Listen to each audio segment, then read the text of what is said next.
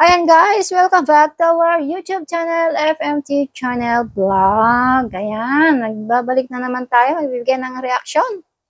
Ayan, patungkol ito kay Egypta guys. Ayan, nakakatuwa naman si Egypta. Lagi na lang talagang sikat na sikat si Egypta sa ating channel guys. So, laging siya lang yung topic for today. Ayan. So, ayan guys, balikan natin para maalala niya guys. Kasi naligaw ng landas si Egypta TV. Ayan, naligaw ng landas si Egypta TV. Itatakin natin yung talking of dollar na malutong pa kanina sa live ni Bonso. So, ito talaga lumabas na nakita nyo yung pera. Malutong na malutong pa, hindi talaga ginastos. Kay Ana Rita yan guys. So, dyan mo makikita na kinikip talaga niya yung pera. So, tama yung sinabi ko na hindi ginagalaw ang pera ni Bunso. O, yung diba? mga pinamigay nila. Right? O nga lang mismo nagsabi, diba? So, na napakalutong ng dollar. Right? So, ito naman sino ba yung nagbibentang na binigyan ng 9,000 para sa motor? Sino ba yung na yung bruhang yun? Ang dami mong alam-alam dati, diba? Diyan sila nagagalit sa'yo. Napakasinungaling niya, no? Napakasinungaling. Actually, na-screenshot ko kanina, hindi ko pa na... Mahilig mag-screenshot ka, no? Mahilig ka. Noon pa yan. Napakagurang muna, tapos ganun pa rin ang pag-ugali mo. Which is hindi Sinasabi mo yan ngayon, mga alipores mo dyan, mga gurang. Yan, no? Sinasabi mo na, diba?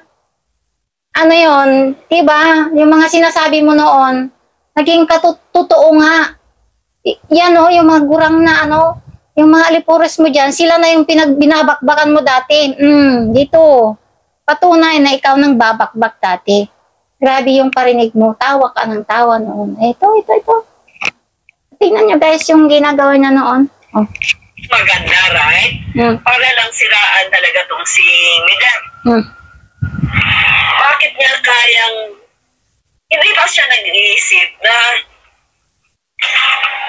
gurang siya, tapos telling a lie story na nanghihingi raw ito si Bunso ng 9K para sa pambayad niya sa motor. Oh, di ba? Si Ana Rita yung sinasabi mo. Bakit hindi mo sabihan ngayon? Sinabi ni Bunso, may screenshot pa na walang hiningin pera si Bunso para di ba? Ikaw din nagsasabi.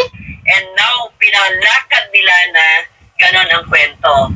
So, very frustrated talaga sila na ibagsak. Gusto nila ibagsak talaga to si Bunso. Ito yung ginagawa nyo na. Ito yung ginagawa nyo na Egypta TV, di ba? Ito na yung ginagawa ninyo. Di ba? Pagbabagsakin. Bumaliktad ng panahon, ikaw yung nagpapabagsak, ikaw yung leader ngayon nagpapabagsak kay Midet ngayon. Yung sinasabi mo dito, ikaw ang gumagawa na ngayon. Nakakaya sila, kung kumilos, parang ang tanda-tanda na nila, pero puro pasaway. Right? Sa inyo na yan. Kwenta doon sa mga pinamigay nilang pera. O, nakita mo naman na pinakita ni Bonso na napakalutong ng dollar. Grabe humawak si Bonso ng pera, di ba? So, sabi nila, kung saan-saan na lang binili, kung ano na lang binili. Oh my God, lahat na lang ng kilo si Bonso sinisilip. Oh, di ba? Kayo ngayon. Di ba? Kayo yung ganun ngayon. Di ba? Yung sinasabi mo ngayon, yan ang ginagawa mo na ngayon, Egypta TV. Kaya to mga gurang na to. Diba? Gurang, ikaw nga na ngayon, kasama ka sa gurang na ngayon. Iyan yung sinasabi mo dito, ginagawa mo na ngayon kasi ikaw ay gurang. Mas gurang ka nga kay Ana Rita eh. Kanila dahil, magbigay kayo ng address dyan para ibalik yung pera nyo, malutong, para dalaw ni Bunso. Di ba? Sabihan mo kay Ana Rita ngayon, di ba? And then, mayroon kang paano-ano ngayon sa sponsor? Anong ramdam ng mga nag-i-sponsor? Ito yung mga sinasabi mo noon sa kanila, di ba? Ikaw din ang nagsasabi, di ba? Kakapal naman ang mga mukha nyo. Singilin yung tulong nyo. Huwag na kayong mamiga. Ay, tignan mo nga. Ikaw nagsasabi. Kakapal naman ang mga mukha nyo. Ito mga gurang na yung mga pasaway. Matandang paurong. Di ba? Ikaw na nagsasabi ngayon, ano yung mga sinasabi mo noon. Di ba? Tingnan ano yung feelings na sinasabi mo sa sponsor, ito yung mga sinasabi mo sa kanila eh. Diba, ikaw nagsasabi, anong feelings ng sponsor ngayon? Tapos ito yung mga sinasabi mo noon? Si Ana Rita yung binabanggit mo dito? Tapos ngayon, papos-pos ka? Ano yan, nahilo ka na? Diba? Hindi maganda yun na. Ay, grabe. Tapos, gusto nyong magpaparinig ka. Huwag nang tumulong kung ganun ang pakay nyo. Right? Sinasabi niya. Saan nyo na yung address nyo para ibigay ang ibalik? Para diba? wala na kayong satsat. Oh, di ba?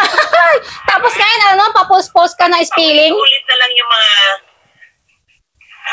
Spelling ng nag-sponsor. Grabe naman pagbibintang talaga, pagdating sa pera. So, ito, sabihin mo doon. Sabihin mo ka na, Rita. Tungkol sa bata, masyado na nilang character assassination na ang ginagawa nila. Oh, di ba? Ikaw na nagsasabi noon pa yan. Ikaw ang nag-ano sila sa kanila. Ikaw ang nagpupus na magagalit sila noon. Ito yung mga ebidensya na ikaw yung grabe yung bashing mo sa mga umalis na founder. Pinag-iinitan ka. Pinag-iinitan si Medet na noon dahil sa'yo, sa mga sinasabi mo na mga ito, di ba? And then papus-pus ka ngayon feelings ng mga nag-sponsor. Si Ana Rita,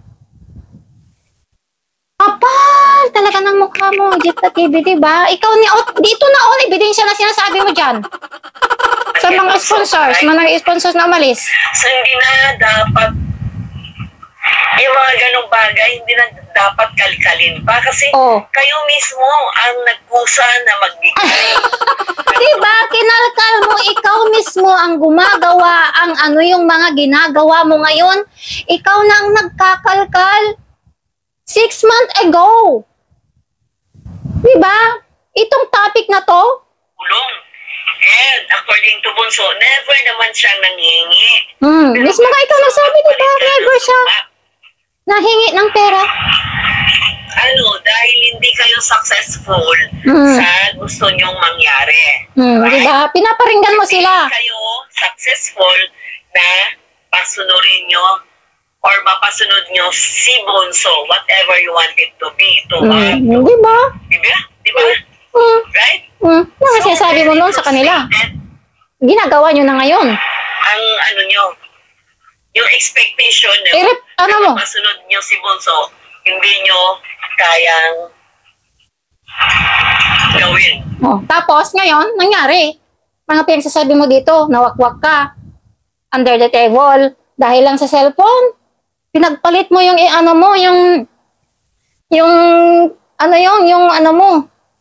yung mga sinagsasabi mo dyan. Binaliktad mo yung sarili mo ngayon. Diba? Ito yung sinasabi mo noon, diba? Dahil mas matalino pa si Bunso kaysa inyo. Ikaw nagsabi, diba? Right? Right. Nyo sa pananalita nyo.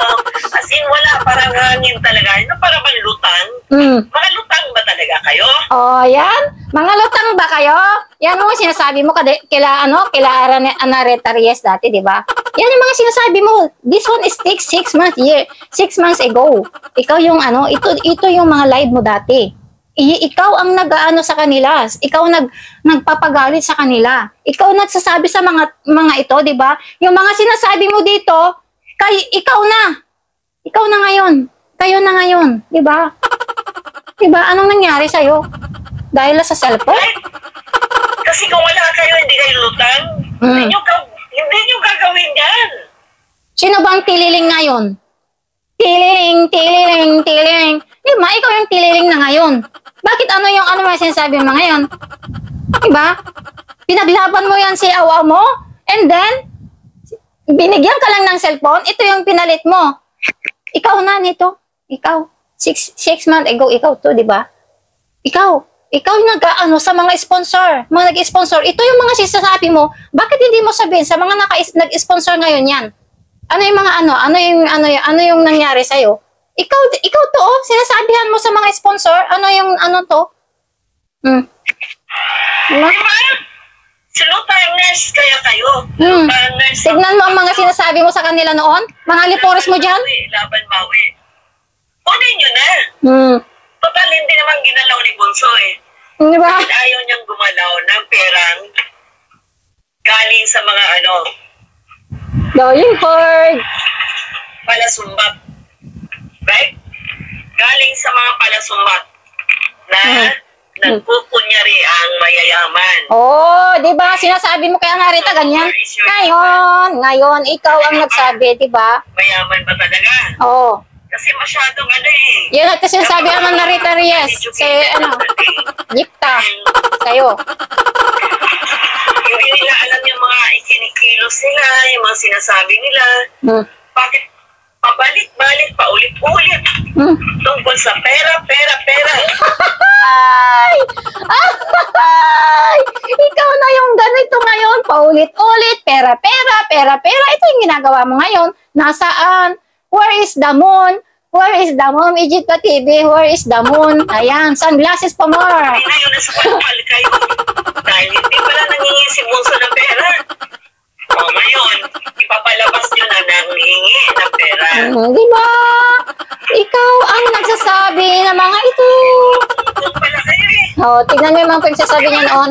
Kailangan na Rita, yung mga nag-sponsor ng Malis. Mga immature. Mahilig siya. Ang mga mentality nyo. Napaka-immature nyo. Diba? Dapat, pagbigay na. Tignan niyo ang sinasabi niya. Nakakaya naman pag-ugali nyo.